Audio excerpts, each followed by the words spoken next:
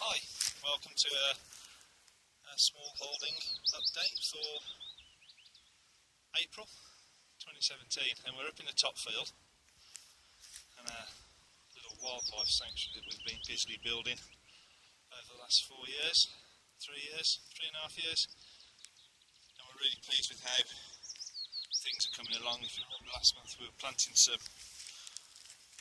more trees, and since then everything's just blossoming. And remember, these are just the whips that we cut off an existing willow, put them in a tub of water, waited for the roots to form, and then popped them in the ground.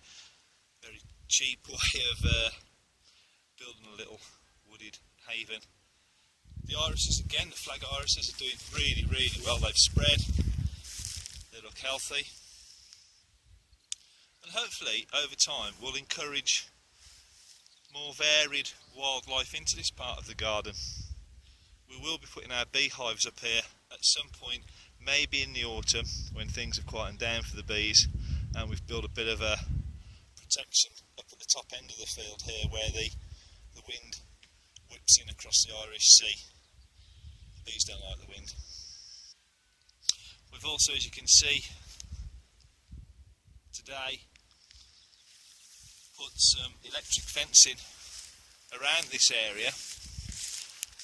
That's because we're introducing sheep onto the land. Hopefully at the end of this week, some Ryland sheep. This top field really does need grazing. It's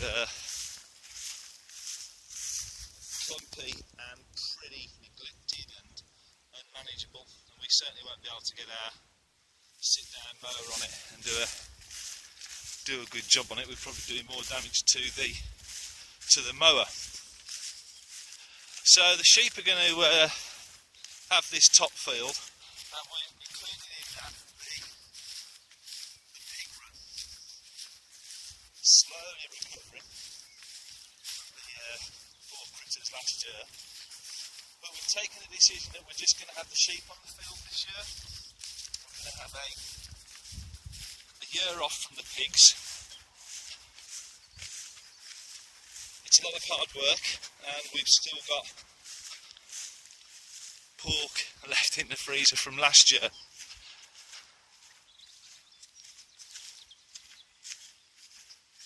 We've got a lot to do. We've got more to do now as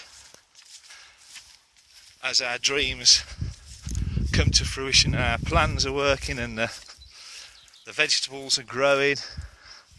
And of course in the summer and autumn months, and spring of course, it really does get busy, and we're beginning to appreciate how busy it does get. So the bottom field's had its first top today. Weather's been good, it's been dry, haven't had a lot of rain recently, although it's forecast next week.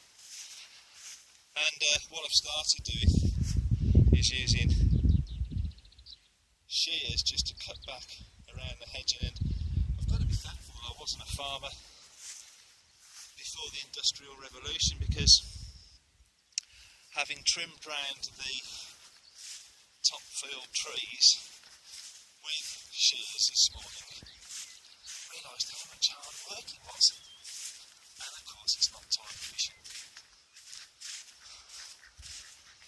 There you go, the ducks. The drake's still trying to mate with every chicken that he can. Although we're quite pleased that we have seen him mate with his female companions. And no, we're not opening a caravan park. It's just a friend's edition. So we're just coming about the ground now with our additional field shelter. We've got the two labourers on it at the moment, which is great. Of course they're taking all the direction from me. Yes, you can hear the laughter in the background. So we're going to use that as apart from a store, as a dining area. Sit out and enjoy the views. So here we are in the bee field. As you see, we've scoured some areas, scraped some of the areas,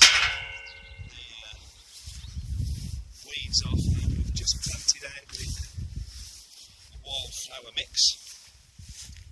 Hopefully it'll take everything's been put in to help the bees collect the pollen and the stores that they need to survive. Fruit trees are blossoming really nicely and hopefully have been pollinated by the bees and other insects that we've got flying around. So it's a sunny day, let's just see what the activity's like. Yes, definitely coming to life now, and you can see them going into the box with sacks of pollen, orange pollen on their legs. And that's going to be from the dandelions, which are everywhere at the moment. We've let them grow in the top field. Dandelions are one of the first things to give the honeybee pollen.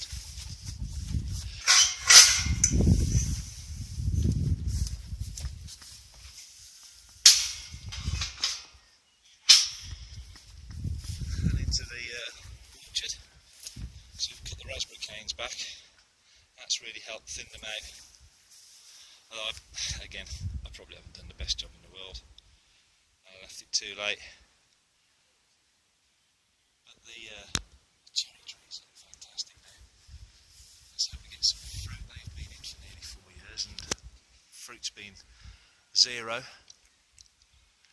The pears put on a really strong bit of growth. Oh, look at what we've got here.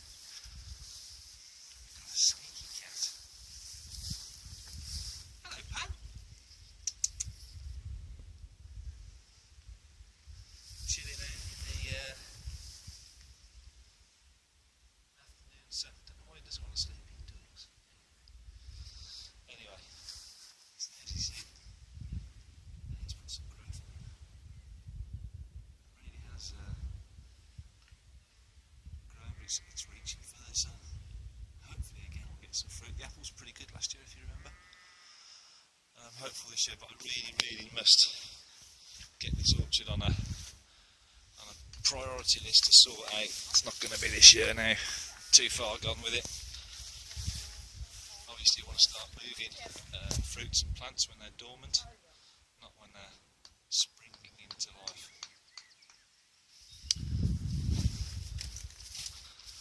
So clean the polytunnel,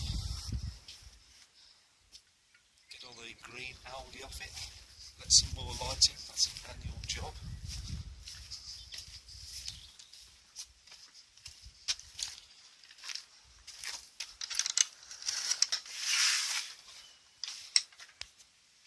As you can see, things are really picking up now. There's a lot of potting going on. Beans, sunflowers, we've put sweet corn in the polytunnel this year. Still haven't made up our mind if it's better in or out. It does tend to bolt in the polytunnel, but it gets battered by the wind outdoors. And you need the sunshine, you really do need the sunshine. Broad beans are really doing well in here and flowering fantastically. Lean pods are coming out now, or appearing.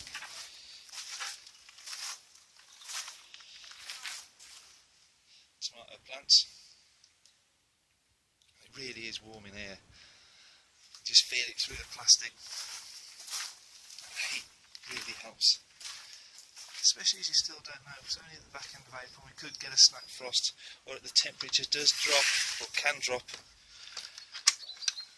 Round here, and those little seedlings are susceptible. There's the asparagus.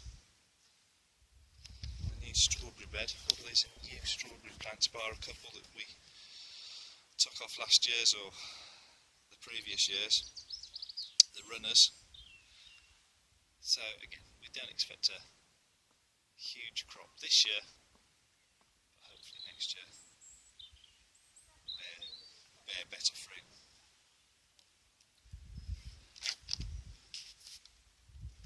And that's it. So until next month, see you soon.